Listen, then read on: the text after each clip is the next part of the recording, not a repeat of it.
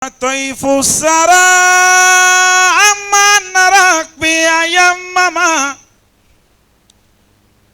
مواتن خير الناس لسر صمما وقال يا ترى إني أنيخ ببابه وأمشي بتادي باللتا مثلما أنادي طعامنا منا محمدا أتاك خديم شايب الفود مودما أذكر عليم كفاك فإنما تكرمت لي من قبل ما كنت ملزما مكارم آل الجود فيك تجمعات فقد اشتعرك النادي بل دمت أكرما وجيتك عبدا دارئا متشبثا فأوليت فاتا خادما جاء مكرما مؤيبا فقيرا سائلا جاء شاعرا يجوب الفيافي هذا شيب ومارما فإنك خير الناس من خير حمة إلى خير مولى قد دعوت محمما جماعة وجودا عيبة وجلالا وأبصرت من زابجة وجمالا جمالك أنس حيبة ومأبة فأنت أتم المرسلين كمالا وكل هذا المكارم والأولى وما كالإمام الهاشمي خصالا محمد محمد محمد يا خير الأنام وسيلة أباك إلى ما يفوت مقالا وأنت وعبد البيض وزود فانتا إليك قديما رمى منك منالا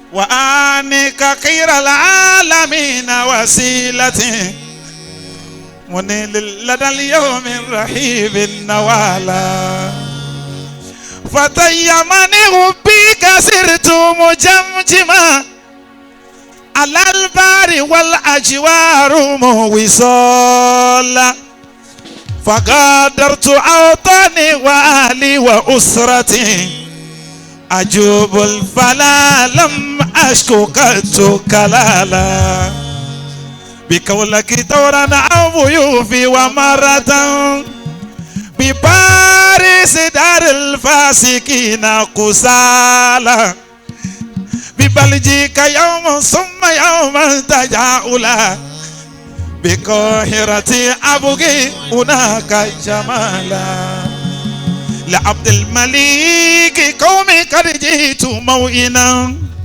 وما لندن أبغي فأبوها خيالا ببيروت أن أوسين بالشرق خادما رسول إله العرش وهو تعالى كرنشي بآه الله تعالى مودتي ومن نصر الدين النبي فعال قد تصموا بالقبول قبول محمد مولانا ونكبارا وأطفالا نساء ورجال مؤمنون مرشدنا لله الشيخ إبراهيم عبد الله على مؤمنون مرشدنا لله الشيخ إبراهيم عبد الله باباني فأسرته بل مصطفى دون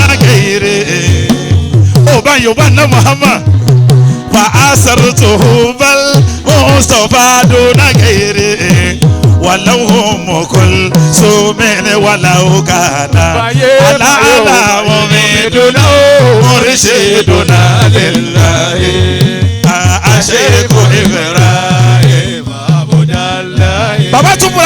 فوالله ما في القلب عاش لغيره فوالله ما في القلب عاش لغيره فغير رسول الله ليس ويا مميدنا مرشدنا لله أشيب إبراهيم عبد الله باوي باي فأسرت بالمصطفى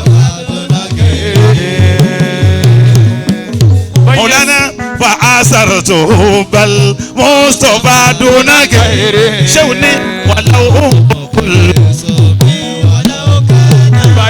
بايو مميدنا مرشدنا لله بايو أشيب إبراهيم عبد الله شيخ قلوب جميع الخلق آيا بنوري torí àwọn oníkéwú o lè tún sọ wípé kulubu jẹ̀míhìl kálíkì àyà bínú rè wà alìsùnà àyà àfàsàkà óyá omi dùnà mọ̀rẹ́sẹ̀ dùnà alẹ́mọ̀kú tàrí àṣẹ́kù ìfẹ̀rà.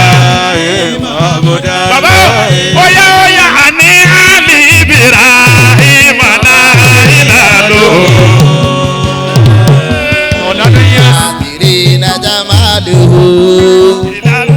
Ṣéèkù wọ́n ní pé àníhànlì ìbìrà ìmọ̀lá ìlàlò bàdà lẹ́nà sèrè nàjà. Aláàlámùmí dùnà oríṣi dùnà. Gbogbo balẹ̀ mọ̀kútàdé ẹlẹ́kùn ẹ̀jẹ̀ tóbi tó lọ́rọ̀ mọ̀. Ìbìrà ìmọ̀lá. Àlùkálí wọ́n ní ìlàlù rọ̀bì fi ìjà Muhammadu. Òyìnbó Nabi Muhammad kẹ́yì Allah ìlàlù rọ̀bì fi ìjà Muhammadu fatamalana bushira wa amana. Aláàlámùmí dùnà oríṣi dùnà lẹ́la. Óyá àṣẹ́kù ìbẹ̀rẹ̀. Óyá gbẹ̀mẹ̀yà sẹ̀lẹ̀ kaolake. Ṣéèkù nìyà sẹ̀lẹ̀ kaolake. Bára àmà. Nìyà sẹ̀lẹ̀ kaolake. Mùlánà nìyà sẹ̀lẹ̀ kaolake. Bàbá ní làkàdì wúti takùn fàyàkùn nufadilullahi. Nufadilullah baba para ama niya senegola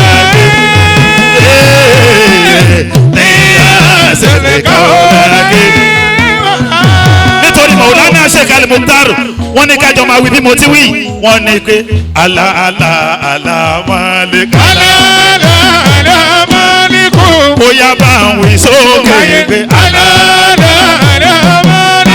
la ilaha illallah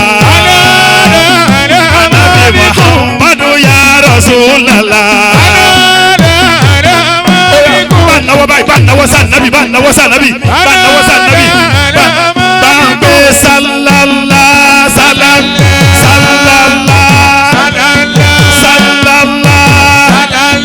sallallahu alayka Rasulullah. Sallallahu alayka Rasulullah. Kawusu kaisu kiyasu Rasulullah.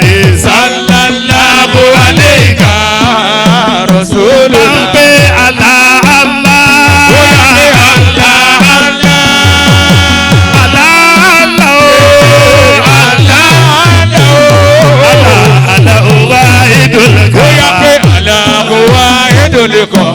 Maulana Sheikh Abdulrazak Waliọlá wọ́n sọ wípé sallallahu alayka Rasulullah.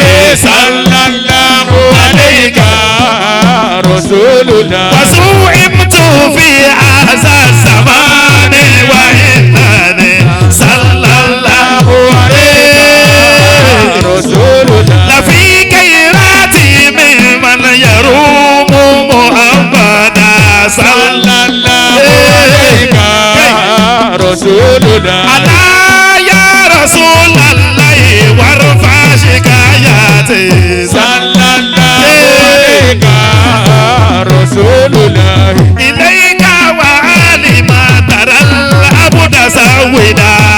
Sallallahu alayka Rasuluna. Faji wa ajul muslimina alto.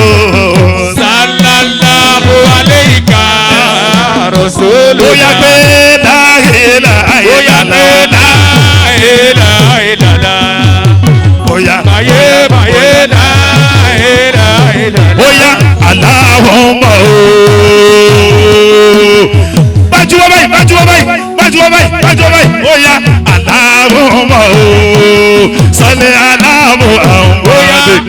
Allahumma salli ala Muhammad. Allahumma salli ala Sayyidina Muhammad al-Fatih lima ughliqa wal khatib lima sabaqana sirdak bidak wal hadi ila siratikal mustaqim wa ala ali aqan qadir wa miqdar al-azim. Ayo bu anabi kinu mi o dun dada ọlá pé àsìkò corona lọ wà ní àbámọ̀ bọ́ra wa lọ́wọ́ ni.